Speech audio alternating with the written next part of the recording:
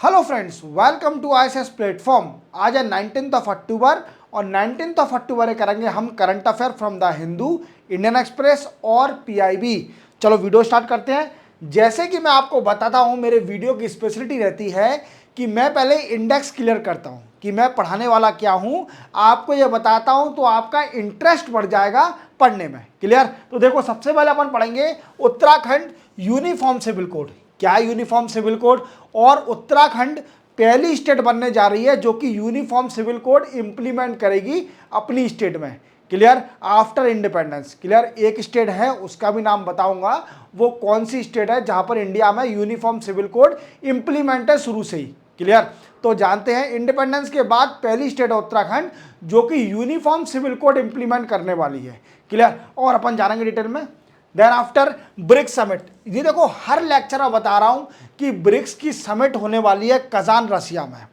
और मैं आपको ये भी बता रहा हूं कि कई सारे लीडर आने वाले हैं इसमें, और 22 और 23 अक्टूबर को ये मीटिंग होने वाली है। और हमारे मोदी साहब भी जाने वाले हैं इस मीटिंग में, क्योंकि India is also one of the founder member of the BRICS. Clear? और मैं आपको ये भी बताऊंगा, जब ये मीटिंग कंप्लीट हो जाएगी तो मैं आपके लिए एक इंडिविजुअल लेक्चर भी बनाने वाला हूं ब्रिक्स के ऊपर, जिसमें इंक्लूड होगा जो भी डिस्कशन हुआ होगा। क्लियर? तो उसके बारे में जानेंगे अभी, ब्रिक्स के बारे में क्या थीम डिसाइड करी है और मोदी साहब का फोकस किस चीज पर है अभी। क्लियर? तो चलते अपन नेक्स्ट पढ़ाऊंगा हरियाणा।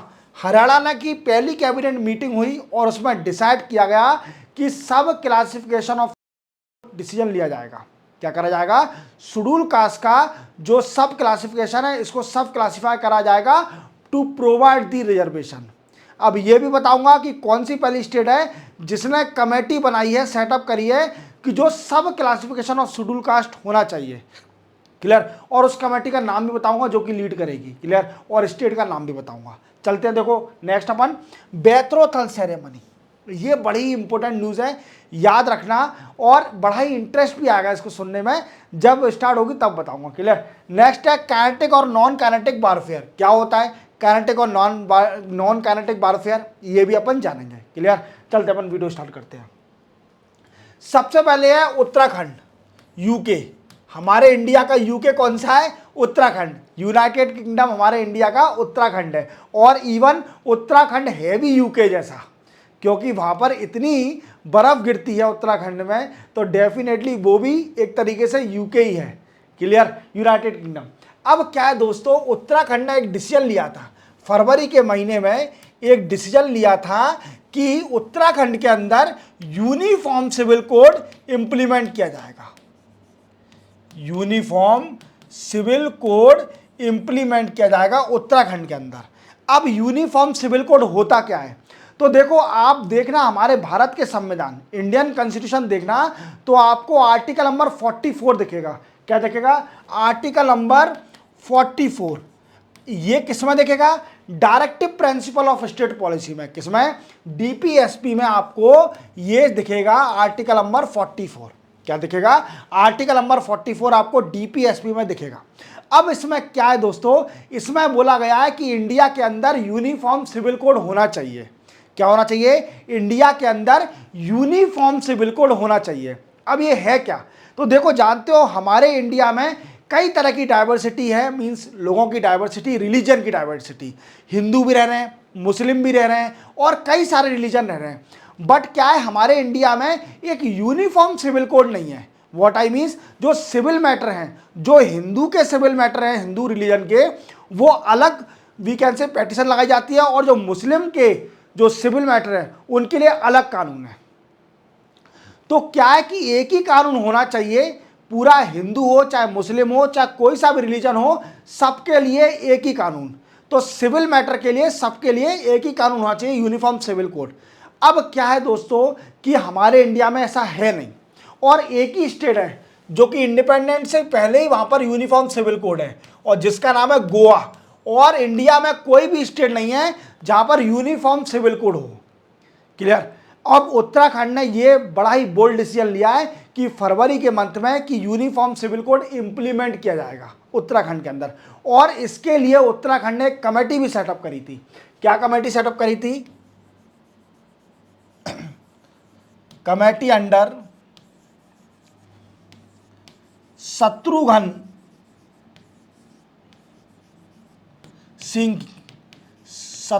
सिंह जी ये हेड करे थे कमेटी को, जो कि रिकमेंडेशन देगा टू मेक रूल और the implementation of the uniform civil code in Uttarakhand. Clear समझ रहे हो आप मेरी बात को, कि उत्तराखंड ने एक कमेटी भी सेटअप करी शत्रुघ्न सिंह नाम से, जो कि लीड करी थी, और इस कमेटी का वर्क था कि ये रूल और इंप्लीमेंटेशन प्रोसेस देंगे कि यूनिफॉर्म सिविल कोड को कैसे इंप्लीमेंट किया जाए उत्तराखंड स्टेट के अंदर। और जो पुष्कर सिंह धामी जो कि उत्तराखंड के सीएम हैं, इन्होंने डिसाइड किया है कि 9 नवंबर को हम उत्तराखंड के अंदर यूनिफॉर्म सिविल कोड को इंप्लीमेंट कर देंगे। क्या कर देंगे? 9 नवंबर को यूनिफॉर्म सिविल कोड को हम इंप्लीमेंट कर देंगे स्टेट के अंदर। अब 9 नवंबर ही क्यों डिसाइड किया है? क्योंकि 9 नवंबर को उत्तराखंड का 24th फाउंडेशन डे है। 24th foundation year means 24th birthday है उत्तराखंड की। 24 साल का हो गया उत्तराखंड स्टेट, तो 9 नवंबर को 24th फाउंडेशन ईयर है इसका। तो 9 नवंबर को पुष्कर सिंह धामी जो उत्तराखंड के सीएम है, उनने डिसाइड किया है कि उत्तराखंड के अंदर 9 नवंबर को यूनिफॉर्म सिविल कोड इंप्लीमेंट कर दिया जाएगा। और इसके लिए कमेटी बनाई गई थी, कौन सी? शत्रुघ्न सिंह, जो कि रूल और इंप्लीमेंटेशन के रिकमेंडेशन देंगे। अब क्या है, शत्रुघ्न सिंह जी ने ये रिकमेंडेशन दे दिए हैं, किसको? गवर्नमेंट को, सीएम साहब को सबमिट कर दिए हैं ये पूरे रिकमेंडेशन। अब इसमें बोला गया है कि क्या? इसमें बोला गया है कि ऑनलाइन फैसिलिटी अवेलेबल होना चाहिए। ऑनलाइन फैसिलिटी अवेलेबल होना चाहिए for implementing the uniform civil code. अब ऑनलाइन फैसिलिटी क्यों? तो रजिस्ट्रेशन ऑफ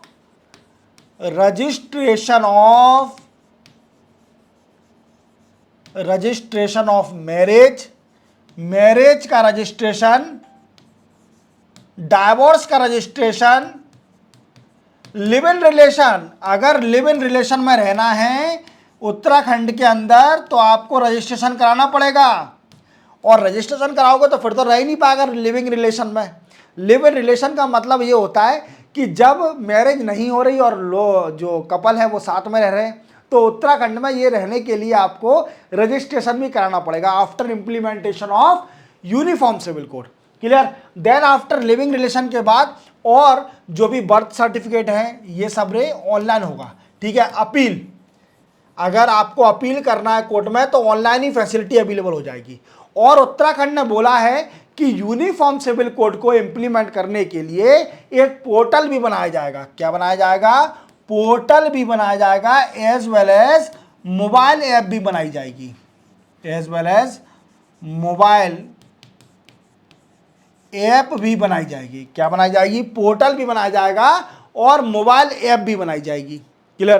तो इससे क्या होगा कि ऑनलाइन फैसिलिटी हो जाएगी और यूनिफॉर्म सिविल कोड यहाँ पर इंप्लीमेंट हो जाएगा as decided by the Pushkar Singh Dhami who is CM of Uttarakhand, and date decided as 9 November which is 24th foundation year of the Uttarakhand. और उत्तराखंड आप जानते हो यूपी से अलग होके बना था, यूपी से अलग होके बना था। जैसे कि 3 स्टेट 2000 में अलग हुई थी, जैसे मध्य प्रदेश से अलग हुआ था छत्तीसगढ़, फिर उसके बाद बिहार से अलग हुआ था झारखंड, और यूपी से अलग हुआ था Uttarakhand.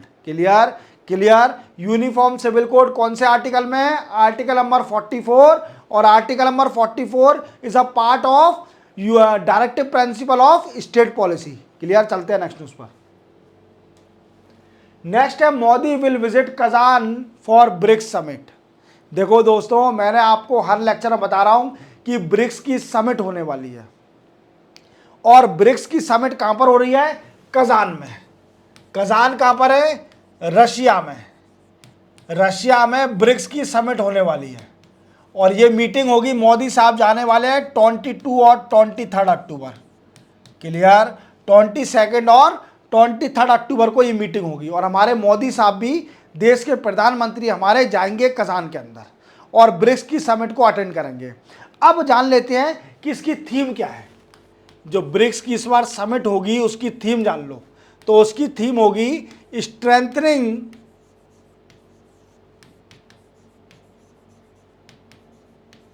Strengthening मल्टीलैटरिज्म for just global development and security. याद रखोगे, थीम याद रखोगे, strengthening multilateralism for just global development and security, ये इसकी थीम होगी इस बार ब्रिक्स समिट की। क्लियर? और मोदी साहब जाने वाले हैं इस मीटिंग में। अब क्या है दोस्तों कि आप जानते हो, मैंने आपको हर लेक्चर में बताया है कि BRICS is a regional organization. Clear? अब इसमें क्वेश्चन बन रहा है कि मोदी साहब के ऊपर किस पर नजर रहेगी। मतलब ये ब्रिक्स के अंदर जो मोदी साहब जाने वाले हैं, इसमें क्या मतलब पॉइंट रखे जाएंगे मोदी साहब के ऊपर। तो मोदी साहब और जी की मीटिंग ज़्यादा मेन होगी। जो चाइना के प्रेसिडेंट हैं और हमारे देश के प्रधानमंत्री हैं, इनकी बायलैटरल मीटिंग पर ज़्यादा फोकस किया जा रहा है। क्या है? ब्रिक्स में चाइना के जो प्रेसिडेंट हैं और इंडिया के प्रधानमंत्री हैं, इसमें जो मीटिंग होगी इन दोनों में बीच में, ये ज़्यादा फोकस करा जा रहा है। अब ये फोकस क्यों करा जा रहा है? ये फोकस इसलिए करा जा रहा है क्योंकि आप जानते हो कि हमारे इंडिया और चाइना से रिलेशन बिगड़ते जा रहे हैं और stand of border issue, line of actual control पर कई सारी दिक्कतें आ रही हैं। क्लियर? इंडिया और चाइना के जो बॉर्डर एरिया है, लाइन ऑफ एक्चुअल कंट्रोल, वहां पर कई सारा प्रॉब्लम आ रही है। और मैंने आपको ये भी बताया था कि कौन कौन से ऐसे पॉइंट हैं जो डिस्प्यूटेड हैं बिटवीन इंडिया एंड चाइना। क्या बताया था मैंने ये भी बताया था आपको कि कौन कौन से पॉइंट है जो डिस्प्यूटेड है बिटवीन इंडिया एंड चाइना, और जो चाइना की एक्सपांशनिस्ट पॉलिसी है इसको कैसे हमें लड़ना है। क्लियर?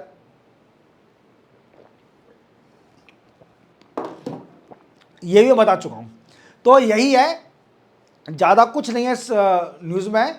मेरा बताने का मोटिव यही था कि आपको याद रहे कि ब्रिक्स की समिट होने वाली है, और जब ये समिट कंप्लीट हो जाएगी तो मैं आपको एक इंडिविजुअल लेक्चर बनाऊंगा आपके लिए ब्रिक्स का, जिसमें स्टार्टिंग से लेकर लास्ट तक आपको पूरा क्लियर करूंगा।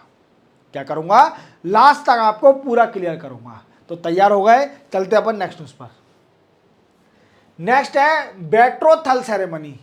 देखो ये बड़ी इंपॉर्टेंट न्यूज़ है, बेट्रोथल सेरेमनी। ये इवन मुझे लगता है कि समाज में ये सबसे बड़ा ड्रॉबैक है कि बेट्रोथल सेरेमनी एक समाज का सबसे बड़ा ड्रॉबैक है, क्योंकि बड़े हैं, अगर एडल्ट है तो बेट्रोथल सेरेमनी बड़ी अच्छी है, इसमें बड़ी खुशी मिलती है। और अगर चाइल्ड में अगर ऐसा हो रहा है बेट्रोथल सेरेमनी, तो ये गलत है। क्या गलत है? बेट्रोथल सेरेमनी होती क्या है? तो शादी से पहले जो इंगेजमेंट होती है इसको बोला जाता है बेट्रोथल सेरेमनी। मीन्स शादी से पहले जब लड़का या लड़की को पक्का कर देते हैं, जैसे हमारे हिंदी में बोलते हैं कि लड़का और लड़की को पक्का कर दिया, तो उसको बोलते हैं बेट्रोथल सेरेमनी। और बेट्रोथल सेरेमनी एक चाइल्ड में भी होने लगी है। कुछ पेरेंट्स क्या करते हैं कि बच्चों के राइट्स के अगेंस्ट काम करते हैं। वो अंडर एज है, वी कैन से टीनेज हैं, और वो चाइल्ड हैं, वी कैन से एडल्ट नहीं है, और उनकी शादी फिक्स कर देते हैं उनके पेरेंट्स। क्या कर देते हैं? शादी फिक्स कर देते हैं उनके पेरेंट्स, और ये सबसे बड़ा ड्रॉबैक है। तो उसके चॉइस को against the choice, against the right of the child, that is a major drawback of that particular. क्या बेट्रोथल सेरेमनी चाइल्ड में गलत है, और बेट्रोथल सेरेमनी अगर एडल्ट में हो रही है तो बड़ी खुशी मिलती है कि हमारी इंगेजमेंट है। क्लियर? देखो आप समझते हैं क्या है, सुप्रीम कोर्ट ने बोला है कि बेट्रोथल सेरेमनी को खत्म किया जाए। बेट्रोथल सेरेमनी चाइल्ड के अंदर ये खत्म की जाए, और provision of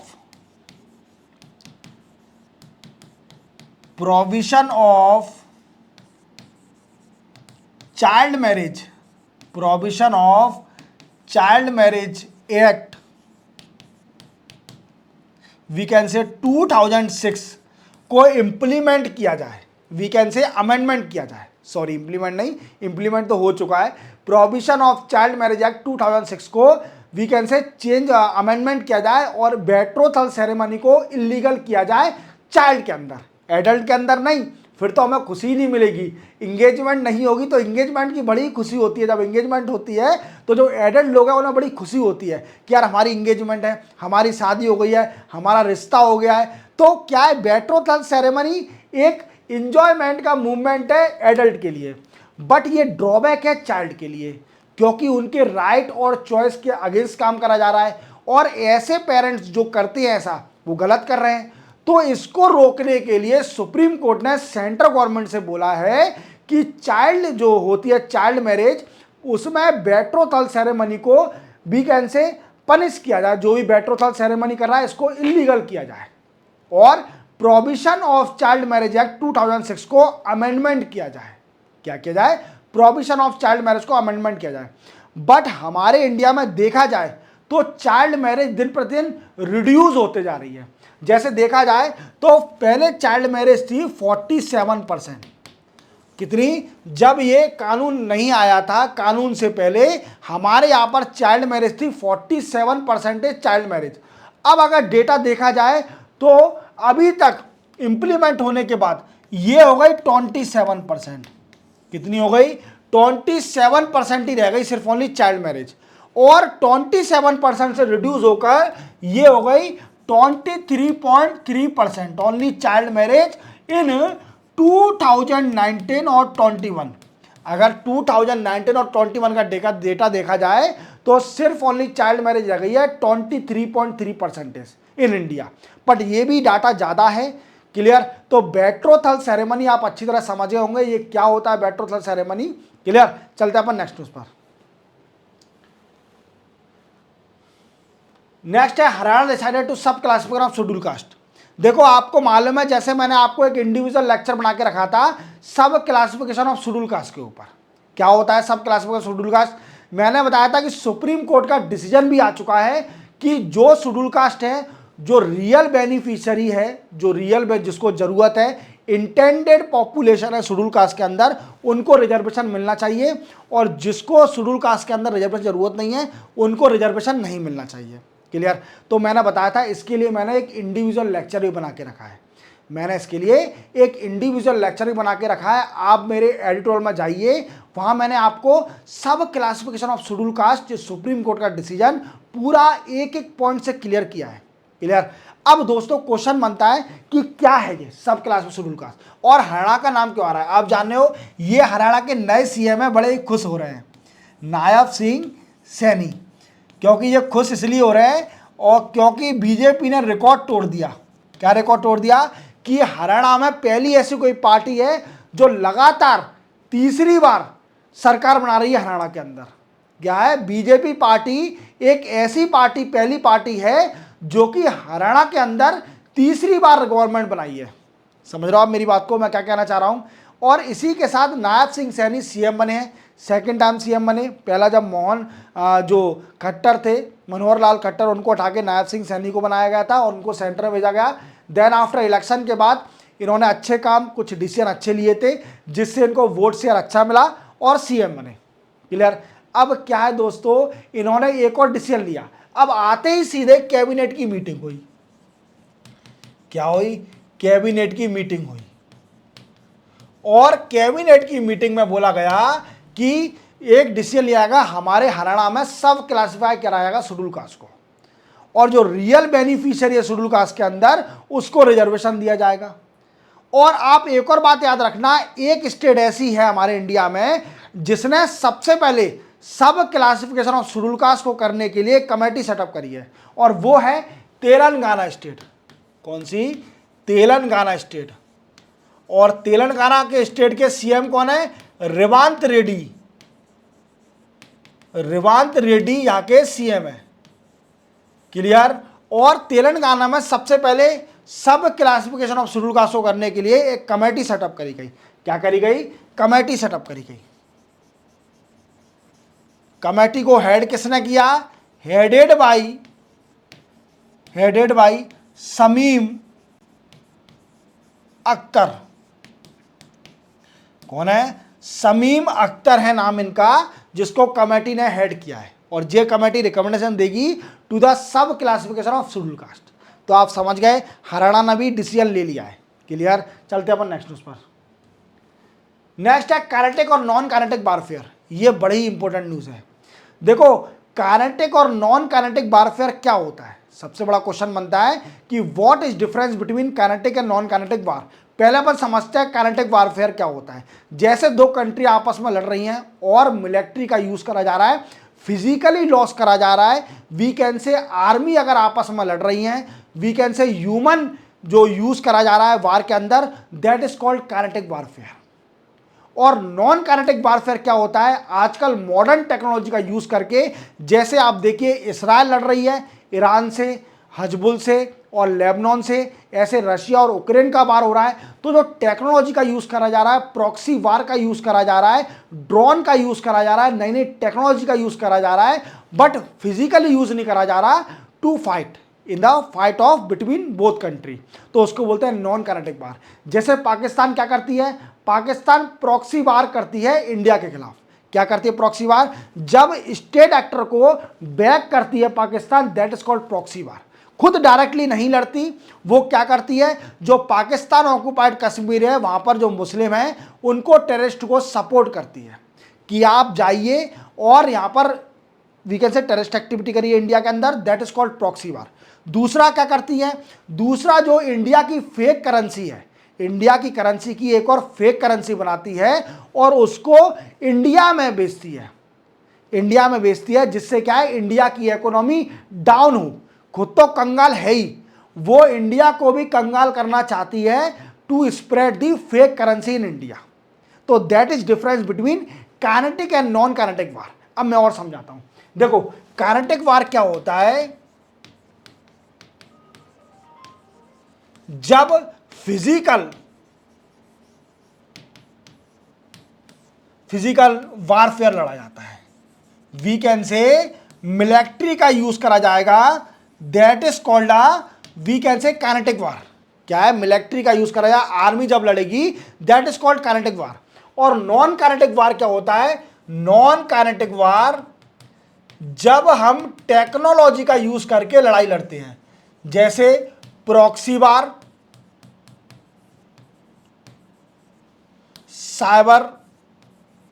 cyber crime, virus, fake currency,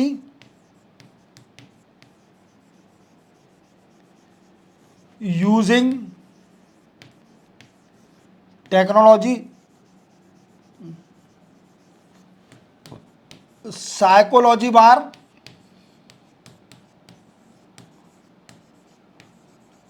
clear? ये होता है नॉन काइनेटिक वार। तो आप पूरी तरह समझ होंगे कि what is difference between kinetic war और नॉन काइनेटिक वार। तो इसी के साथ 19 अक्टूबर के करंट अफेयर कंप्लीट होते हैं। चैनल को सब्सक्राइब और बेल आइकन प्रेस करना ना भूलना। मिलते हैं हम कल नए करंट अफेयर के साथ, तब तक के लिए जय हिंद।